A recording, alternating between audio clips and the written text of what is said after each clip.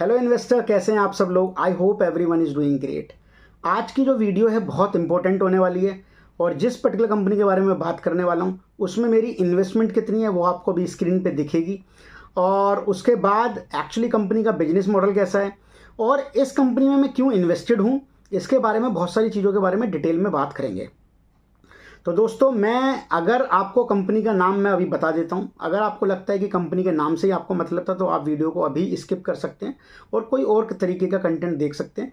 But अगर आप जानना चाहते हैं एक्चुअली कि इस कंपनी को ही मैंने क्यों बाय किया हुआ है, इसके अलावा और भी कंपनीज हैं बट इसी में ही इतनी मोटी इन्वेस्टमेंट क्यों की हुई है, तो उसके रीज़न जानने के लिए आपको वीडियो एंड तक देखना पड़ेगा। और अगर आपको एंड में जाके कंटेंट अच्छा लगता है तो आप प्लीज़ चैनल को सब्सक्राइब कर देना ताकि इस तरीके का कंटेंट आपको भविष्य में मिलता रहे। तो दोस्तों, इस कंपनी का अगर मैं बात करूं, पहले कुछ पास्ट की बात करते हैं, उसके बाद करंट की बात करेंगे, देन फ्यूचर की बात करेंगे। पास्ट में दोस्तों आई रिमेंबर 2020 में व्हेन द लॉकडाउन केम, ये शेयर जो है 200 रुपये के आसपास ट्रेड कर रहा होता था। 2020 के बाद 2024 में आ गए हम, शेयर का प्राइस जो है 2800 रुपये के आसपास चला गया था। आई रिमेंबर, मैं गलत भी हो सकता हूँ लेकिन 2700-2800 के बीच में ट्रेड कर रहा था दोस्तों। उसके बाद एक न्यूज़ आती है बोनस की कि 1:1 के रेशियो में बोनस बांटेंगे। तब ये शेयर मैंने लिया था और आई वॉज प्रिटी श्योर कि शेयर बहुत अच्छा करेगा। लेकिन जैसा आपको मैंने बताया कि 2020 में मैं भी बहुत पुराना नहीं था इन्वेस्टिंग मतलब मार्केट में, तो मेरे को ऐसा लगा कि मेरे को 49-50 हज़ार रुपये का रिटर्न कमा के और फिर दोबारा मैंने उसमें इन्वेस्ट किया तो उससे मैंने बहुत डिसेंट रिटर्न कमाया। मतलब मैं अमाउंट आपको रिवील कर नहीं सकता अभी, लेकिन अभी जो मेरी इन्वेस्टमेंट है इससे ज़्यादा का मेरा प्रॉफिट था उस टाइम पे। तो दोस्तों, ज़्यादा टाइम ना वेस्ट करते हुए मैं आपको बताता हूँ जिस कंपनी के बारे में बात कर रहा हूँ उस कंपनी का नाम है CDSL। अगर आपको कंटेंट अच्छा लगे तो आप चैनल को सब्सक्राइब कर देना। दोस्तों, CDSL करती क्या है? तो CDSL जो है वो मार्केट इंफ्रास्ट्रक्चर इंस्टीट्यूशन है।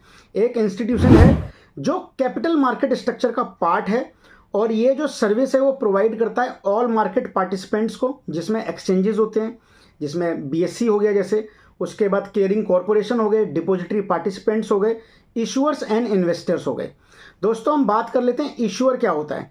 तो इशूअर एक लीगल एंटिटी है जो डेवलप करती है या रजिस्टर करती है और सेल करती है सिक्योरिटीज़ को to finance it operation.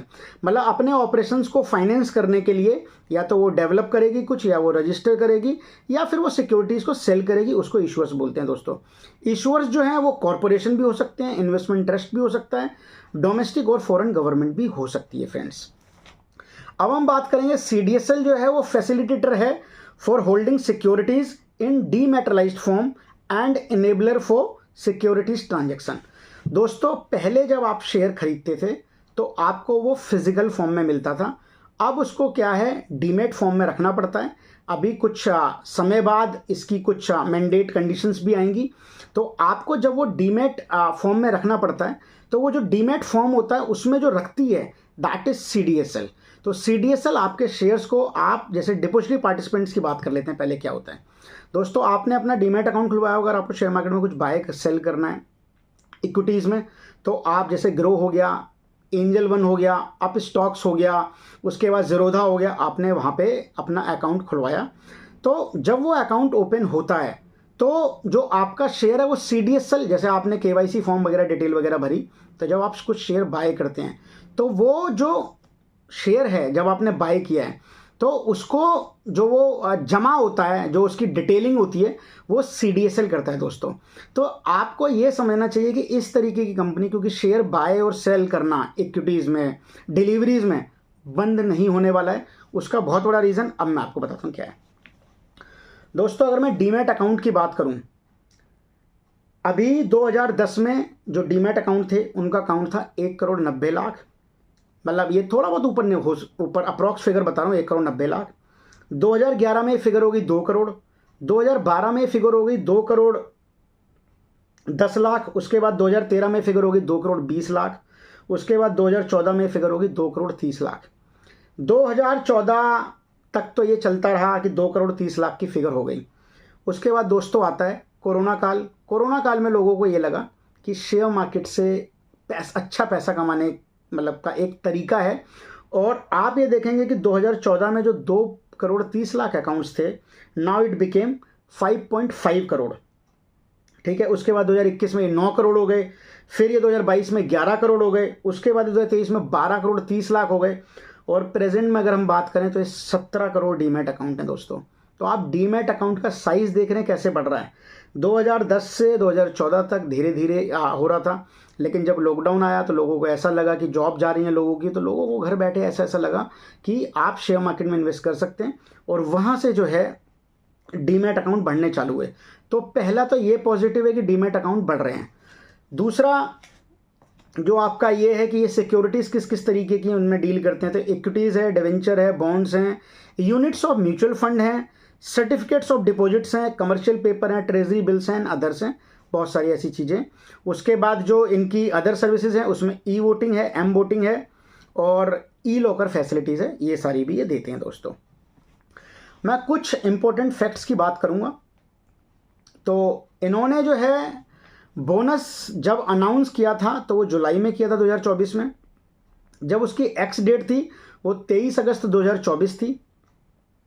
Share ने अभी तक 1441% का रिटर्न दे दिया है 5 सालों के अंदर फ्रेंड्स, सॉरी 1441% का रिटर्न दिया है 5 सालों के अंदर दोस्तों। इसका मतलब ये है कि पैसे को 14 गुना कर दिया, 14 टाइम्स। अगर आप 4 से 5 सालों में अगर किसी से बोलेंगे कि पैसा 14 टाइम्स हो गया, कोई विश्वास नहीं मानेगा आपका। तो मैंने उस टाइम पे भी अच्छा अमाउंट कमाया। अभी भी अपने क्लाइंट को सजेस्ट करता हूँ, आपके लिए कोई बाय सेल कॉल नहीं है, मैं जस्ट आपको ये डेटा बता रहा हूँ कि ये डेटा क्या कह रहा है और किस तरीके का फ्यूचर में ग्रोथ पर्सपेक्टिव है और कैसे कैसे आगे बढ़ सकती हैं चीज़ें। तो दोस्तों बिजनेस सेगमेंट की अगर मैं बात करूं तो 79% का जो है 9 मंथ में, अगर FY24 की बात करूं तो 79% का जो रेवेन्यू है वो डिपॉजिटरी से आता है, वर्सेस 75% इन FY22। मतलब 2022 और 2024 को अगर मैं कंपेयर कर लूँ 9 मंथ्स को, तो 79% हो गया, जो कि 75% हुआ करता था। डिपॉजिटरी में ये बोलते हैं कि डीमेटलाइजेशन, जैसे आप फिजिकल फॉर्म में जब शेयर रखते थे तो उसको डीमेटलाइज फॉर्म में, जो डीमैट अकाउंट आप खोलते हो तो उसे डीमेटलाइज बोलते हैं, तो डीमैट अकाउंट के फॉर्म में वो आ जाता है। तो सिक्योरिटीज़ जो है उसकी सेफ्टी ज़्यादा है, उसको आप इजीली ट्रांसफ़र कर सकते हैं। जब आप पहले फिजिकल फॉर्म में लेते थे तो उसको मतलब ट्रांसफ़र करना टफ हो जाता था। उसके बाद rematerialisation, holding, transfer, pledge of securities in electric form, providing e voting services to companies. तो दोस्तों ये हो गया। उसके बाद डेटा एंट्री एंड स्टोरेज, वहाँ से 20% का जो रेवेन्यू है वो FY24 में था 9 मंथ्स का ही, वर्सेस 24% इन FY22। आप कह सकते हैं यहाँ पे थोड़ा सा जो है थोड़ा सा कम हुआ है, but data entry and storage है। तो ये जैसे जैसे डीमैट अकाउंट बढ़ रहे हैं, आप काउंट देखेंगे 2010 में जो 1,90 लाख अकाउंट थे, वो जो है आपके प्रेजेंट में 17 करोड़ अकाउंट हो गए दोस्तों। उसके बाद मार्केट पोजीशन की बात कर लेते हैं। तो CDSL की जो इंक्रीमेंटल ग्रोथ है ऑफ बेनिफिशियल ओनर्स अकाउंट्स, वो 1.08 करोड़ से FY16 में थे 1.08 करोड़, वो Q3 FY24 में 10.5 करोड़ हो गए दोस्तों। तो ये मार्केट की पोजीशन है CDSL की। उसके बाद 580 रजिस्टर्ड DPs हैं, और ये जो DPs हैं ये फैले हुए हैं 28 स्टेट्स के अंदर दोस्तों। तो ये बहुत बड़ा पॉजिटिव है CDSL के लिए। अब एक्चुअली इनकम कैसे जनरेट होती है उसके बारे में बात कर लेते हैं। मेन जो 5 सेगमेंट्स हैं, एनुअल इश्यूअर इनकम, वहाँ से 27% का रेवेन्यू आता है। जब किसी कंपनी के जो शेयर्स हैं वो डीमेटलाइज फॉर्म में जो है CDSL जो है उसको रखता है, तो उसके लिए कुछ चार्जेस होते हैं, कंपनीज को पे करने पड़ते हैं, चाहे वो HCL हो, चाहे वो TCS हो, चाहे वो वेदांता हो, किसी भी तरीके की कंपनी हो। हाँ, एक और मैं इंपॉर्टेंट चीज़ आपको बता देता हूँ कि जो CDSL है वो एक डिपॉजिटरी है, और भारत में 2 ही डिपॉजिटरी हैं, एक CDSL, एक NSDL। NSDL जो है वो अभी सेबी में रजिस्टर्ड नहीं है, मतलब उसको स्टॉक एक्सचेंज पे आप बाय सेल नहीं कर सकते हैं, वो NSE के अंदर लिस्टेड है। और ये जो CDSL है ये BSE की डिपॉजिटरी है। तो 27% के चार्जेस, तो आप ये मानते हैं कि अगर कंपनी के जो शेयर्स हैं अगर वो डीमेटलाइज फॉर्म में रहेंगे दोस्तों, तो आप कहीं ना कहीं ये मान के चलें कि उनको चार्जेस पे करने पड़ेंगे, और डीमेटलाइज फॉर्म में तो शेयर्स रहेंगे, बाइंग सेलिंग चलती रहेगी इक्विटीज़ में। एफएनओ आप ये बोल सकते हैं कि एफएनओ में पब्लिक जाती है, लेकिन एफएनओ में दोस्तों आपको पता है कि किस तरीके की सरकार की जो है मतलब सरकार कितनी कोशिश कर रही है कि एफएनओ में कई तरीके की रिस्ट्रिक्शंस लाई जा रही हैं, और एफएनओ में आप ये मान के चलें कि प्रॉफिट कमाने वालों की संख्या बहुत ही कम है, लॉस ही ज़्यादातर लोग बना रहे हैं। उसके बाद ट्रांजेक्शन चार्जेस होते हैं जहाँ से 25% की इनकम होती है। उसके बाद आईपीओज होते हैं, जब दोस्तों कोई कंपनी आईपीओ लेके आती है तो कुछ चार्जेस होते हैं जो कंपनी को पे करने पड़ते हैं सीडीएसएल को। अब आप ये देखिए कि एलआईसी बहुत बड़ा आईपीओ, उसके बाद आपका बजाज हाउसिंग फाइनेंस, उसके बाद हुंडई जो है वो पाइपलाइन में। तो दोस्तों आईपीओ की संख्या कम नहीं होने वाली है आने वाले समय में, तो जिस वजह से मुझे ऐसा लगता है कि ये जो इनकम है ये एक तरीके का टोल टैक्स है।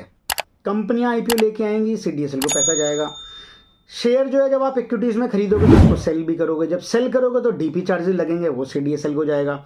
एनुअल इश्यूअर इनकम जो है हिंदुस्तान और बाकी कंपनीज हैं वो डीमेटलाइज फॉर्म में अपने शेयर को रखेंगी, तो वहाँ से रेवेन्यू आएगा दोस्तों।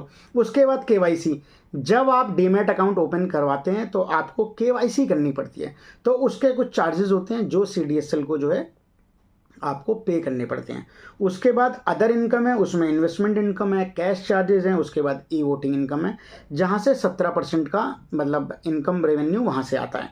तो अगर मैं 5 सेगमेंट को जो है समराइज करूं तो annual issuer income 27%, transaction charges 25%, IPO charges 13%, KYC 18%, other income 17%। तो दोस्तों इस तरीके का बिजनेस मॉडल है सीडीएसएल का। और दोस्तों अगर आप ये देखेंगे कि जो 200 रुपये का शेयर था वो 2800 रुपये का हो गया 4 से 5 सालों के अंदर। उसके बाद बोनस आता है 23 अगस्त 2024 को।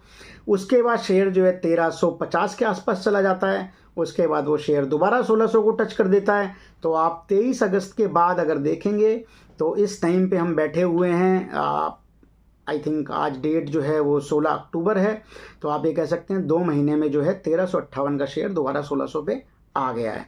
और आने वाले समय में मुझे ऐसा लगता है, पर्सनली रिकमेंडेशन किसी तरीके की नहीं, अगेन बोलता हूँ कि इस शेयर ने अगर इतने रिटर्न्स बना के दिए हैं, आने वाले समय में जो इसका बिजनेस मॉडल है उसमें डीमैट अकाउंट वो ओपन होते रहेंगे, I am pretty sure. Companies IPO लाती रहेंगी, I am pretty sure. Dematerialise form में जो है बायबैक वगैरह जब होते हैं शेयर्स तो उनके नंबर्स बढ़ जाते हैं। तो कई ऐसी सारी चीज़ें हैं जिसका मुझे ऐसा लगता है कि ये कंपनी की कहीं ना कहीं एक जो इनकम है उसमें स्टेबिलिटी है। अगर शेयर बहुत अच्छा नहीं करता, मैं कहता स्काई रॉकेट नहीं बनता है, तो आपको लॉस होने के चांसेस बहुत कम है। और दोस्तों जब आप सेफ स्टॉक की बात करते हैं कि आपके सेफ स्टॉक्स कौन से हैं, तो मुझे ऐसा लगता है आपको इस तरीके की कंपनी ढूंढनी चाहिए कि जिसका बिजनेस मॉडल रेगुलर बेसिस पे ग्रो करेगा। और आने वाला जो यूथ है वो कहीं ना कहीं जो है इन्वेस्टमेंट की तरफ ज़्यादा जा रहा है। और अभी भी जो नंबर्स हैं हमारे अगर अदर कंट्रीज़ के मुकाबले में देखेंगे तो अभी बहुत कम है। तो आने वाले समय में ग्रोथ की पोटेंशियल बहुत ज़्यादा है। और दोस्तों अगर आपको ऐसा लगता है कि कंटेंट आपको अच्छा लगता है तो आप प्लीज़ चैनल को सब्सक्राइब कर देना और इस कंटेंट को ज़्यादा से ज़्यादा शेयर कर देना दोस्तों। I hope